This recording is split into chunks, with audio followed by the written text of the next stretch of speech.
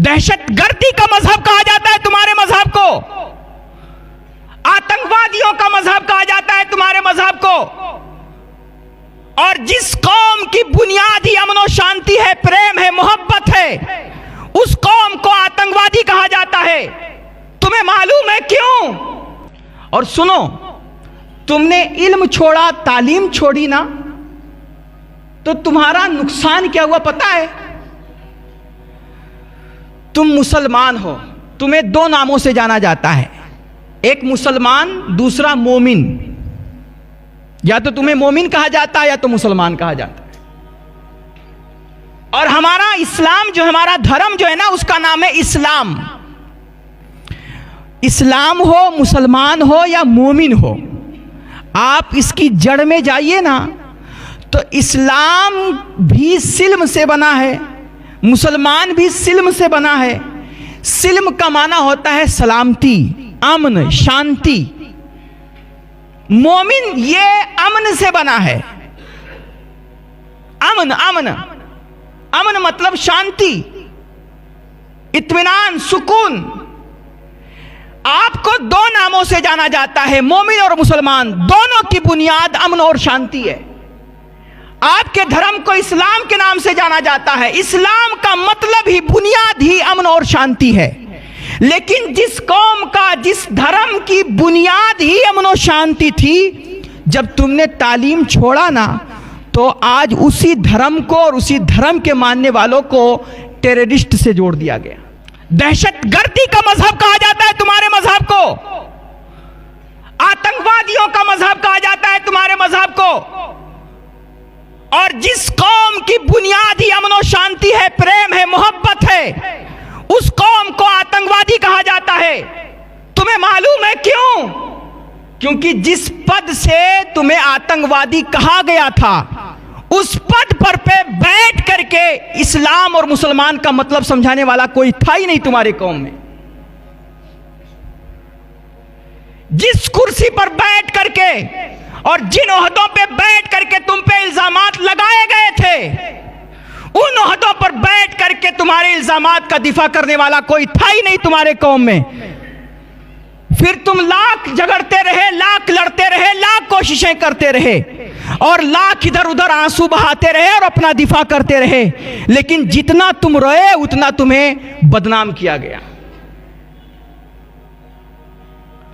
तुमने इल्म का दामन छोड़ दिया, तालीम का दामन छोड़ दिया, और तुम्हें कुर्सियों और इख्तिदार हासिल करने में कोई दिलचस्पी नहीं रही।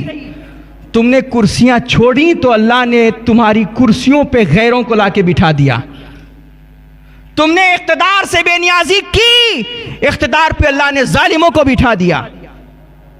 और ये अल्लाह का वादा है कि तुम नहीं सुधरे तो क्या हुआ, अल्लाह तुम्हारे बदले किसी दूसरी कौम को लाएगा। तुम्हें इख्तिदार नहीं चाहिए, अल्लाह दूसरी कौम को दे देगा। तुम्हें कुर्सी नहीं चाहिए, अल्लाह दूसरों को बिठा देगा।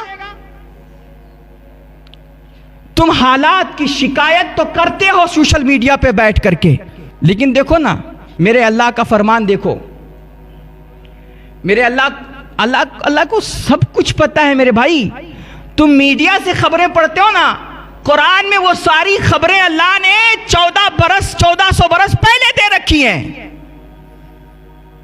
अल्लाह फरमा रहा है, ज़हरल फसादु फिल बर्रि वल बहर। ये सिर्फ इंडिया और हिंदुस्तान का ये हाल नहीं है, आज पूरे आलम इस्लाम में मुसलमान को देख लीजिए, चाहे अफगानिस्तान हो, सीरिया हो, फिलिस्तीन हो, गजा हो, बर्मा हो, आसाम हो, कहीं भी चले जाइए पूरे आलम इस्लाम में मुसलमानों के लिए ये हालात बने हुए हैं। और सिर्फ पूरी रुए जमीन पर ही नहीं, बल्कि समंदरों पे भी झगड़े हो रहे हैं, फसाद बर्पा हो चुका है। अल्लाह फरमा रहा है, ज़हरल फसादु फिल बर्रि वल बहर। खुश्कियों में भी फसाद बर्पा है, समंदरों में भी फसाद बर्पा है। वजह क्या है? वजह क्या है? हर तरफ अमान उठ चुका है, शांति खत्म हो चुकी है, इत्मीनान का जनाजा निकल चुका है। हर तरफ बेअमनी है, बदअमनी है, खौफ है, डर है, दहशत है, हर तरफ फसाद है। वजह क्या है? अल्लाह फरमा रहा है बिमा कसबत ऐदिन नास, ये सब तुम्हारे आमाल की करतूतों की वजह से है, ये सब तुम्हारी बदआमालियों की वजह से है। हालात खराब हैं तो हालात शराब की मस्ती से नहीं बदला करते। हालात खराब हैं तो ये 2:30, 2-2, 3-3 बजे रात तक होटलों पर और चौराहों पे बैठ करके गपशप करने से नहीं बदला करते। हालात खराब हैं तो बेहयाइयां करने से और फसाने से नहीं बदला करते। हालात खराब हैं तो ये दिल में बुग़्ज़, कीना और नफरत पालने से नहीं बदला करते हालात। अल्लाह फरमा रहा है ये जो सारे हर तरफ बदअमनी है, हर तरफ फसाद है, हर तरफ दहशत और खौफ है, हर तरफ एक जो है डर का माहौल बना हुआ है, वजह यह है बिमा कसबत ऐदिन नास, तुम्हारे आमाल खराब हो चुके हैं। हालात की शिकायत कर रहा है हमारा नौजवान, लेकिन फिर भी ये 2:30 बजे रात तक जाग करके सिर्फ व्हाट्सएप और फेसबुक चलाता है और बेहयाइयों के मनाजिर देखता है। हालात खराब हैं लेकिन फिर भी चाय के अड्डे नहीं छूट रहे हैं। हालात खराब हैं लेकिन फिर भी अल्लाह की मस्जिदें वीरान हैं, ये अल्लाह के घर वीरान हैं। और तुम क्या समझते हो कि तुम अल्लाह के घरों को वीरान करके अपने घरों को आबाद कर लोगे? आज तुम्हारे घरों को तोड़ा जा रहा है, बुलडोज किया जा रहा है, तुम्हारी मकानों को गिराया जा रहा है, दुकानों को जलाया जा रहा है। तुमने क्या समझा है कि तुम अल्लाह के घरों से रिश्ता तोड़ करके, अपनी मस्जिदें वीरान करके तुम अपने घरों को आबाद कर लोगे? रब रसूल से रिश्ता तोड़ करके अपनी जिंदगी में खुशहाली ले आओगे और तुम्हें बड़ी सुकून की जिंदगी मिल जाएगी? भूल जाओ यह सब।